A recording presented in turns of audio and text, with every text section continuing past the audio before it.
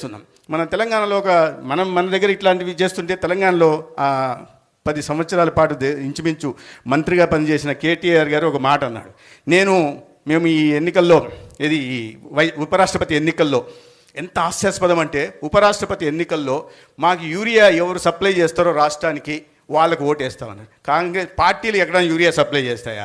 10 సంవత్సరాల అధికారంలో ఉన్న వ్యక్తి ఎంత హాస్యాస్పదంగా మాట్లాడాడంటే, ఆ 10 సంవత్సరాలు సగటున మీరు చూస్తే 13 నుంచి 14 లక్షల మెట్రిక్ టన్నులు తెలంగాణకి కేంద్ర ప్రభుత్వం చేసింది. మీరు మా కాంగ్రెస్ చేస్తే, రాహుల్ గాంధీ చేస్తే, రాహుల్ గాంధీకి పార్టీకి ఎవరు సుదర్శన్ రెడ్డి గారికి సపోర్ట్ చేస్తాం, లేదా బీజేపీ చేస్తే సిపి రాధాకృష్ణ గారికి చేస్తామన్నారు. అంటే దాన్ని మనము వెంటనే అంటే అది జోకర్ స్టేట్మెంట్, అది ఒక జోకర్ స్టేట్మెంట్, దాన్ని ఎత్తి చూపాల్సిన అవసరం ఉంది. ఇటువంటివి కూడా ఎదురుదాడి చేసే క్రమంలో వాస్తవాలతో సహా మీరు వెబ్ పోర్టల్లోకి వెళ్తే మొత్తం డేటా దొరుకుతుంది. ఆ డేటా తీసుకెళ్ళి ఇది వాస్తవాలతో సహా ఒక్కొక్క సంవత్సరంలో ఇంత చేస్తున్నాం, ఒక్కో సంవత్సరంలో ఇంత చేస్తున్నాం, ఇదేమన్నా వాస్తవాలు తప్ప ప్రశ్నించాలి.